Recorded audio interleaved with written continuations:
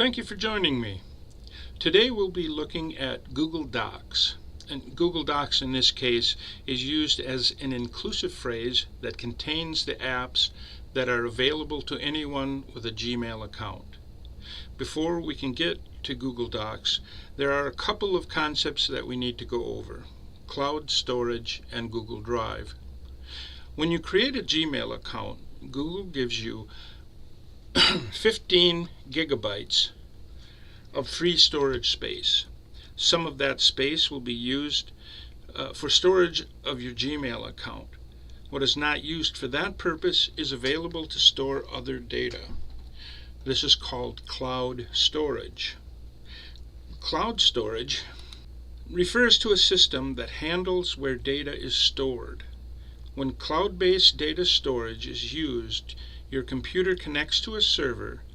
That server then forwards your data to server farms all over the world, creating redundancy and ensuring that your data will never be lost. It will always be available through an internet connection. Within Google's cloud, you can use the space to store videos, music, documents, files, contacts, and pictures. The real innovation is that Google made it possible for you to collaborate and share your files with others. This is probably the biggest reason why most, if not all, of Wisconsin's schools have adopted Google Docs for their staff and students. Google Drive is the name given your storage space. From Google Drive, you can access the Google apps and organize, create folders, and generally manage your Drive account. What must be remembered is that all the files that are saved to your Google account are not on your computer, and what you have saved on your computer must be uploaded to your Google account if you want to save them in the cloud. We're used to our files being stored on the computer that we happen to be using by either using the Save As or the Save option. When using the Google apps, it's important to remember that those files are not on your computer.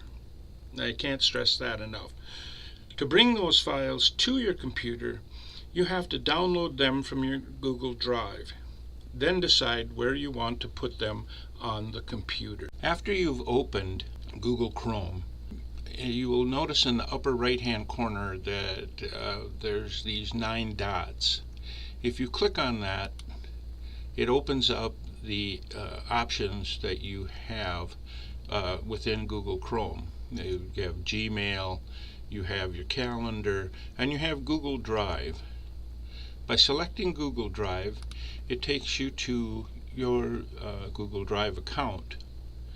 Now, the Google Drive account is the opening screen of where things are stored. If you come up to the New button on the left-hand side and click on it, you'll get options as to what you can do within Drive. Now, you can do a file upload like we had talked about, moving files from your computer to Google Drive. You also have the option of, rather than uploading each file individually, you can just select the entire folder that all of the files are stored in, and you can move the entire folder. You can also select Google Docs, and if you click on the little, or you don't have to click, but if you mouse over the little arrow, you'll see that you can open a blank document or from a template. In Google Sheets, you get the same options, blank spreadsheet or a template, and slides, the same thing, blank presentation or a template. If you move over the little arrow for more, you'll see that there are other options. You have Google Forms, Google Drawings, Google Maps, Google Sites, which would be like creating a web page. The main part of the screen is taken up by things that you have stored in Google Drive. This is the symbol for Google Docs. This is the symbol for Google Slides, and this is the symbol for Google Sheets. By clicking on any of these, you'll open the said folder, and that will bring up, you can nest folders within that initial folder, and then you can also have various files within the folder.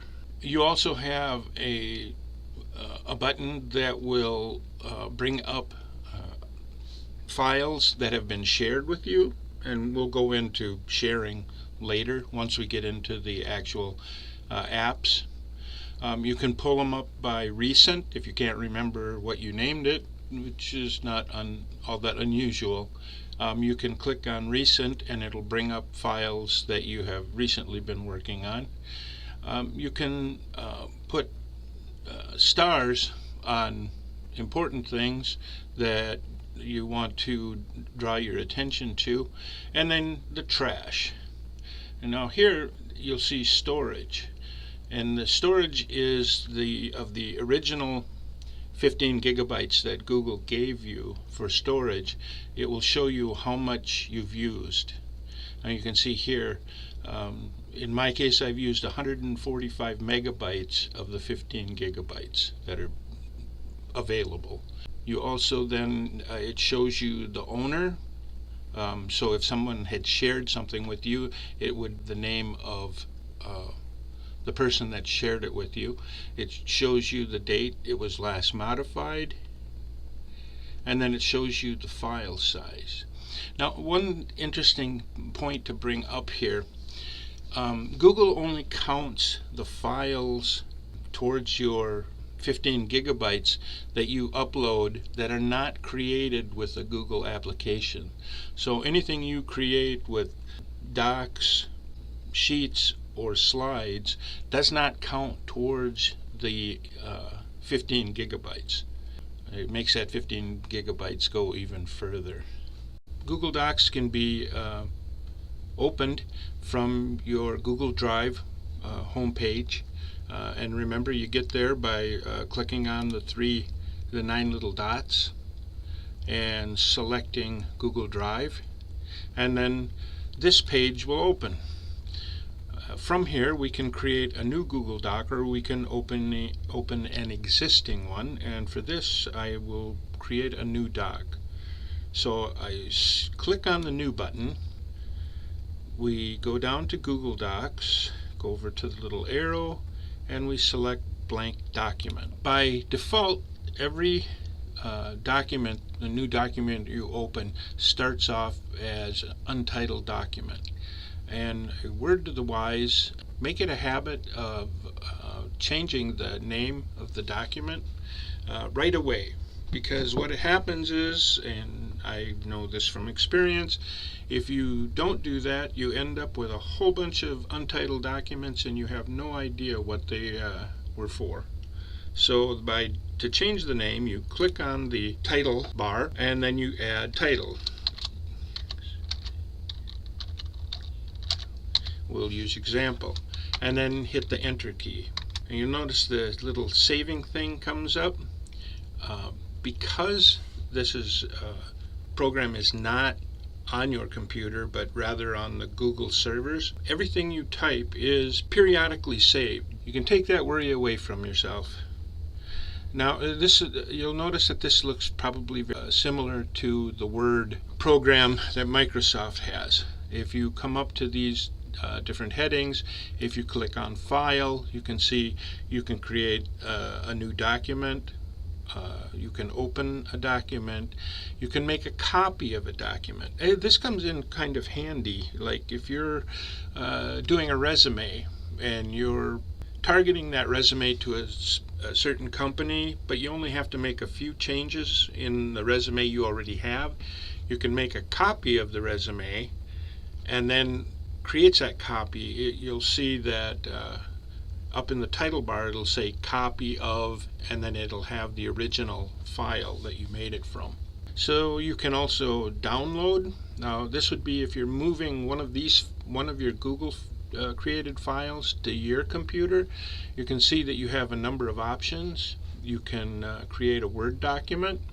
You can create an open document for people that use like Open Office, a rich text format, or a PDF document, or plain text. The difference between plain text and rich text, Rich text keep the formatting that you have created, whereas plain text will just simply put the words without any format attached. You can email the document as an attachment. You can make it available offline. It'll give you the version history. You can rename. I always tell people that, when you're dealing with computers, there is always more than one way to do something. You can click on rename, or you could simply come up here and click back on example, and it will let you highlight and change the name for yourself. You can move the document to folders that you have created within Google Drive, or you can take the entire document and move it to the trash. This becomes a handy feature because if you don't move it to the trash, it will just always remain in Google Drive. And quite frankly, I've found that the more stuff I store, the harder it becomes to find.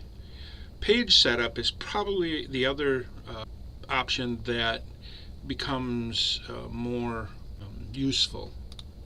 By clicking on page setup, you can change your margins. These are the defaults, but you can also change it from portrait, which is a standard 8.5 by 11, the 11 being the height, or you can change it to landscape, which rotates the document 90 degrees. Sometimes this becomes advantageous depending on what it is that you're trying to create.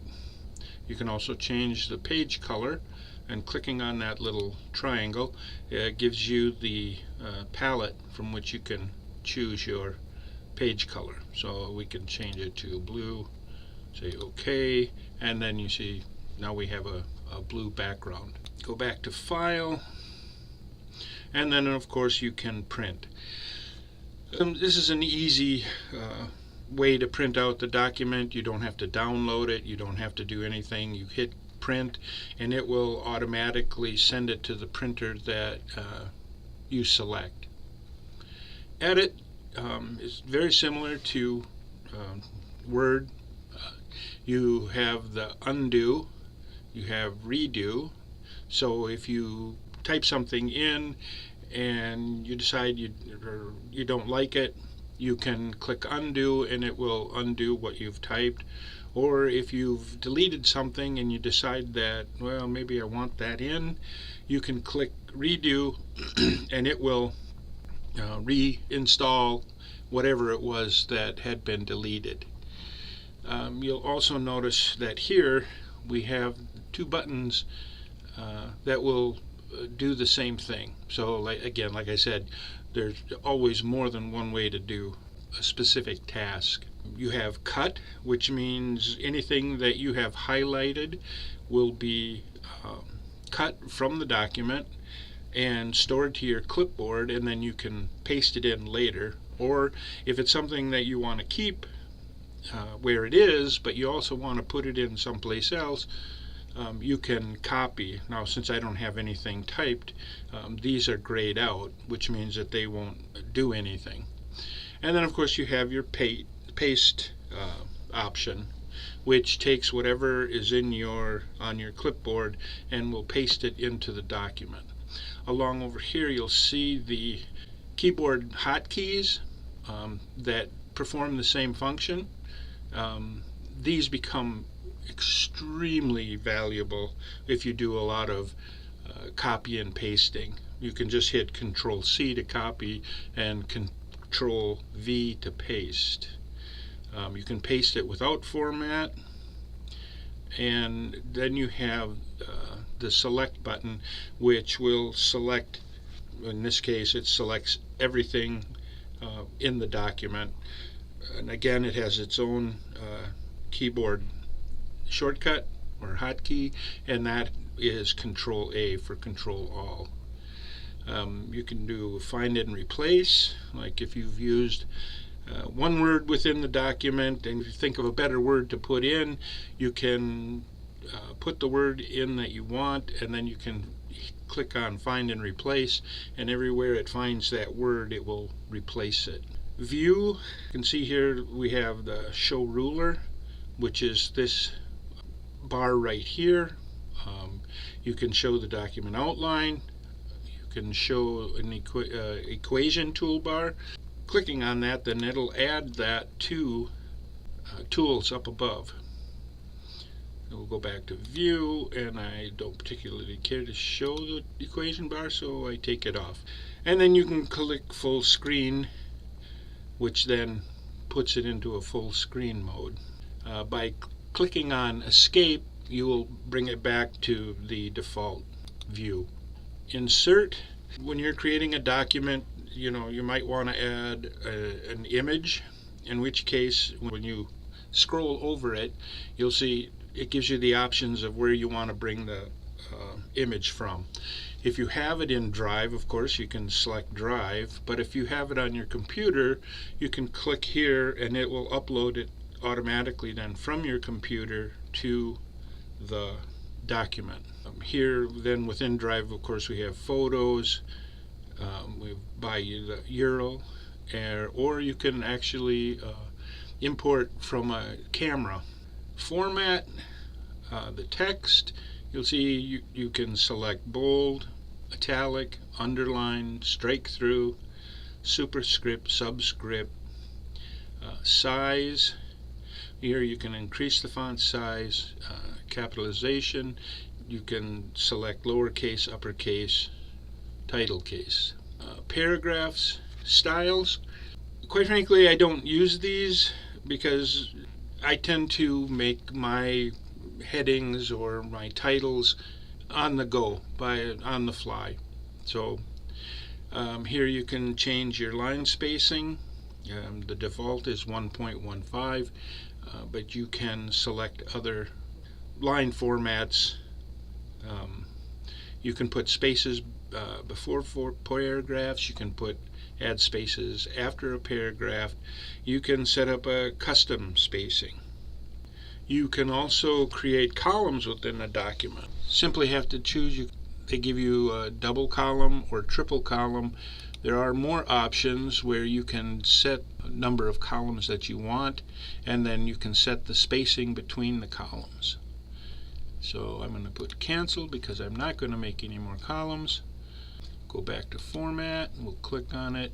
If for some reason that you don't like the formatting that you have, you can just click down here and it will take any formatting that you've put into the document. Back to insert now, I guess.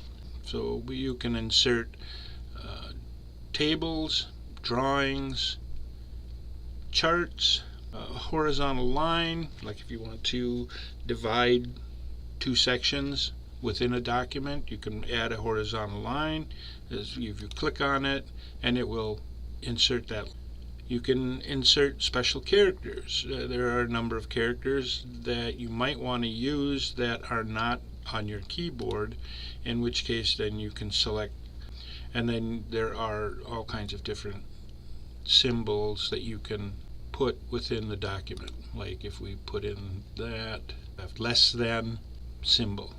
Insert. Then there are equations that you can add. You can add headers and footers.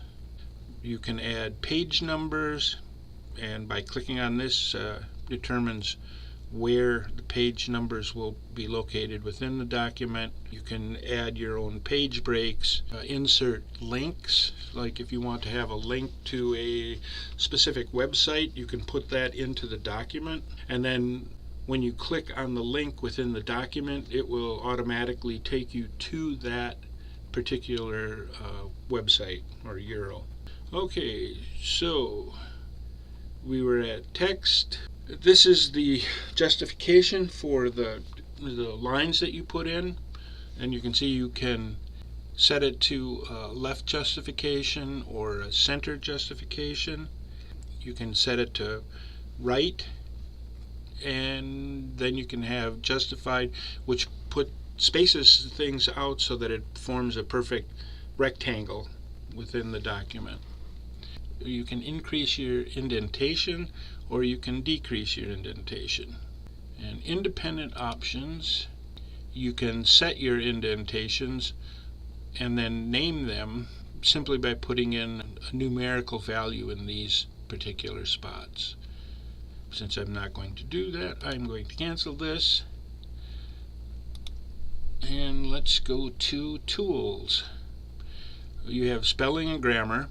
When these are checked, it will automatically check for spelling and grammar. It'll show spelling suggestions and grammar suggestions. Of course, you can turn these off at any time by clicking on them, but if you spell like I do, I always keep it, at the very least, I keep spelling and grammar checked. You have a dictionary. You know, I don't know how useful this is. If you want to check on the meaning of a word or spelling of a word to make sure that you have, even if you have a homonym, the spelling might be correct, but it might not be the use that you want, and so you want to find out. If you highlight the word on your document and then right click it, and then it'll say Google search for this word, and then you can click on that. A new tab will open and a dictionary entry for the word, and then by reading the description you can decide if you've used it properly. You can use voice typing, which allows you to enter your text talking rather than by typing. Preferences, you can see automatically capitalize words, use smart quotes, automatically detect links, automatically detect lists, automatically correct spelling, suggest action items, suggest contacts and comments, and show link details. Scroll over a link that you've added, like we had talked about before, it will show you the URL that will send you to. Add-on. There are open source add-ons that people have made. They've sent them into Google. Google looks over them, checks them for any malware or that kind of thing, and then publishes them on their website. So if I click on add-ons, it brings up the G Suite Marketplace, and you will see here that here's a bunch of add-ons that you can put on and add to Google Docs. Play around with these, see what they do, and then decide whether it's something that will make your life easier. And if not, don't bother with them. And then they have help, Docs help. There's training that you can get for using this application. You can update the application, which actually will probably be done automatically. And then, of course, then it has input from you so that they can help improve documents. If you notice, all of the things that we're able to access from these headings, most of them are available from this toolbar. Undo, redo, you have print, you have spell check. You can change the size of the text to specific presets. You can also change your fonts, and this is one of those areas where if you were to go into Word, the options for fonts is considerably larger. You can add fonts to this. Quite frankly, I've never come into a situation where what I wanted to use wasn't already here, wasn't already installed in Google Docs. If you click on the button right next to it, it gives you the font size. By default, I have mine set at 12. but then you can also change it to whatever suits you. This button, let's get rid of that.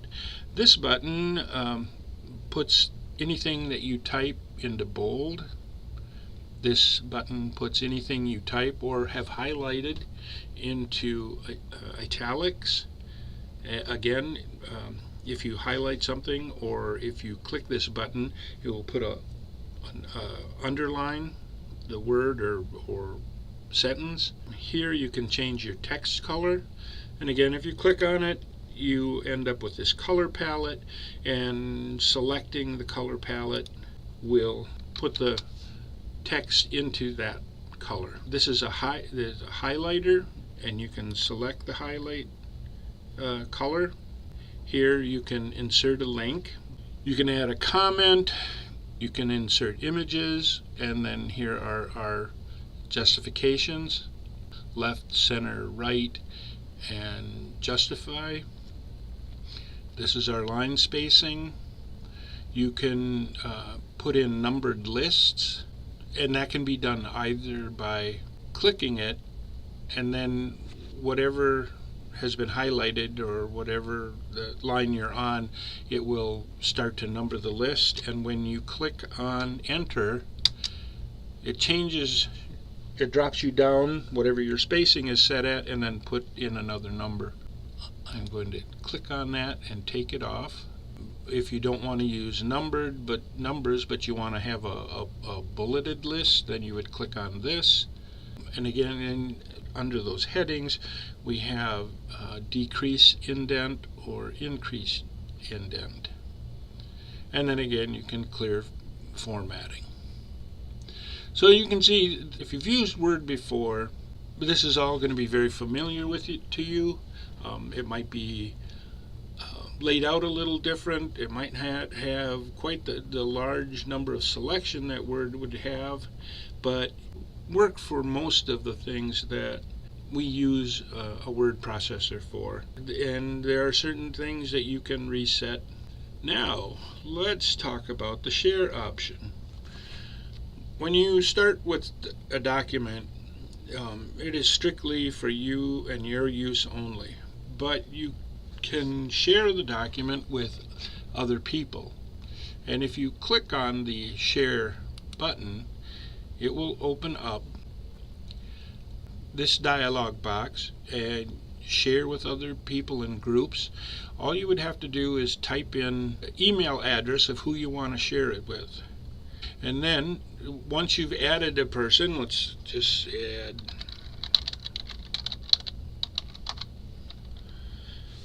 I'll add my email address. I click on it, and then I go to done. And now an email will be sent to that email address, and by clicking on the link, whoever you've shared it with will be taken to this document within Google Drive. You can share a document with somebody, and you can also change what they can do with the document. So right now its default is to set on editing, but you can also select suggesting, which whoever you've shared it with can put in suggestions for something they might want to change. Or you can click on viewing, and then the person that you're giving it to can read the document, but they can't do anything with it. They can't change anything, or they can't make suggestions.